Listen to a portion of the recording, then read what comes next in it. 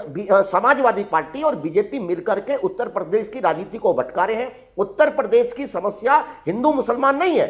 चाहे मुसलमान हो उसको भी भूख लगती है, चाहे हिंदू हो उसको भी भूख लगती है, चाहे मुसलमान हो उसे भी रोजगार चाहिए, हिंदू हो उसे भी रोजगार चाहिए। मेरा मानना यह है कि उत्तर प्रदेश का सबसे बड़ा मुद्दा है बेरोजगारी। हर घर के अंदर एक बेरोजगार आदमी बैठा है। 8.5 लाख सरकारी पद योगी जी की सरकार में खाली है। जो पेपर योगी जी करा रहे हैं वो एक एक बार नहीं 4-4 बार आउट हो रहा है। और पेपर कैसे कैसे आउट हो रहा है, अभी तक लोग जेल में नहीं है। जिसने पेपर खरीदा था वही जेल में है, जिसने पेपर आउट कराया अभी योगी जी किसी ऐसे पेपर माफिया को पकड़ नहीं पाए। मेरा मानना यह है कि देखिए उत्तर प्रदेश की जनता, और अभी ये कह रहे थे बंगाल के बाद माहौल चेंज हुआ है। अरे अभी मई के अंदर इसी उत्तर प्रदेश के अंदर निकाय चुनाव होने थे। योगी सरकार इतनी डरी हुई है कि उत्तर प्रदेश के अंदर निकाय चुनाव 1 साल के लिए टाल दिए हैं। निकाय चुनाव बड़ी अपरिहार्य परिस्थितियों में ही चेंज किए जाते हैं, लेकिन योगी सरकार की हिम्मत नहीं हो रही। राजेश चौधरी जी से सवाल पूछ लेती हूँ। राजेश जी, चीजें आपके लिए उतनी अच्छी नहीं है। राजनीतिक विश्लेषक है, बहुत गुस्सा भरा पड़ा है उनके लिए उत्तर प्रदेश सरकार के प्रति, योगी जी के प्रति। वो कह रहे हैं कि भाई कुछ भी ठीक नहीं चल रहा है यूपी में, और इसीलिए आपने निकाय चुनाव भी पोस्टपोन करा दिए। तो अखिलेश जी के लिए अच्छा मौका है। देखिए, सतीश प्रकाश जी को सब पूरी दुनिया जानती है। बहुजन समाज पार्टी के कैडर हैं, उनके पार्टी के नेता हैं। अब राजनीतिक विश्लेषक लिख दिए, कुछ और लिखिए। मायावती जी के खिलाफ तो कभी कुछ बोलेंगे नहीं। खैर, उनका अपना विचारधारा हो सकती है, पर मेरा ऐसा मानना है उत्तर प्रदेश के अंदर पहली सरकार ऐसी है जो तीसरी बार सरकार बनाने जा रही है। उत्तर प्रदेश के अंदर 0% एंटी इंकम्बेंसी आज योगी सरकार के प्रति।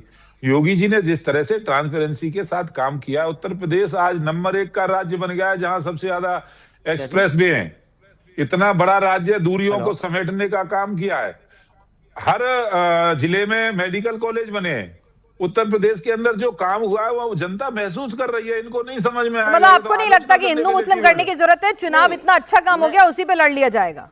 चुनाव में हम इस तरह के कोई भाषण, कोई इस तरह से नमाज कहाँ पढ़ी जाए कहाँ नहीं पढ़ी जाए, ये सब हिसाब किताब नहीं होगा ना।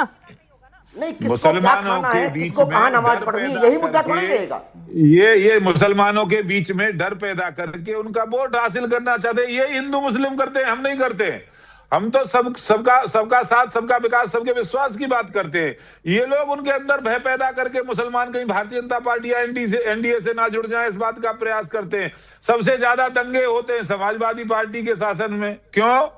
मुसलमान तो इनको वोट करता है अधिकतर। बीजेपी के शासन में तो कहीं होता नहीं है। योजनाएं आएंगी मुसलमानों के लिए। नहीं, आप तो कहते हैं ना प्यार से मारो, नहीं तो दूसरे तरीके से समझा देंगे। अरे जो भाषा को समझेगा उसी भाषा को समझाना हम जानते हैं। हम वोट की राजनीति नहीं करते ना। अच्छा। यदि कोई अपराध करेगा तो उससे उसी भाषा में पेश आएंगे। कानून का पालन नहीं करेगा तो कानून तो अपने हिसाब से काम करता है। आशुतोष जी मुस्कुरा रहे हैं, उन्हें आपकी बात में दम नहीं नजर आ रहा। जवान की मानेगा। आशुतोष जी, क्या हुआ? ठीक तो कह रहे हैं, लॉ एंड ऑर्डर में वो जात पात नहीं देखते, धर्म नहीं देखते। आप ही मीडिया करते थे ना। मुझे लगता है ये लोग तो जालीदार टोपी वालों के सामने साष्टांग करते थे ना।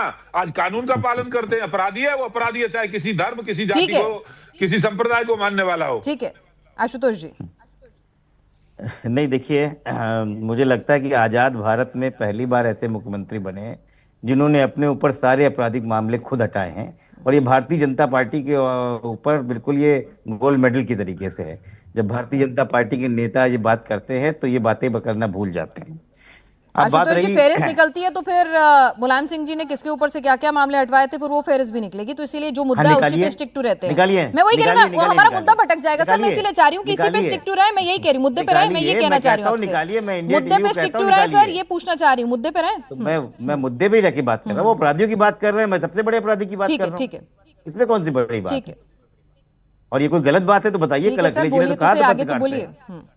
तो कहने का मतलब ये है कि दूसरी बार आपने कहा अभी क्या आप हिंदू मुस्लिम नहीं करेंगे, मतलब आपने भी माना कि भारतीय जनता पार्टी बिना हिंदू मुस्लिम के चुनाव नहीं लड़ती है। लेकिन वो दिन लद गए पिनाश जी, वो समय खत्म हो गया। इस देश का युवा जाग चुका है, इस देश का पिछड़ा दलित अल्पसंख्यक जाग चुका है। जिस प्रकार से हमको वोट मिला है ना, उसमें समाज का वोट मिला है। कौन सा वोट हमको नहीं मिला है? आप बताइए कौन से वोट समाज का वोट नहीं मिला है? हर क्षेत्र में, मुरादाबाद में भी हमारा अभी कोई बात कर रहा था कि मुरादाबाद में इनका सांसद नहीं, मुरादाबाद में भी हमारी सांसद हैं।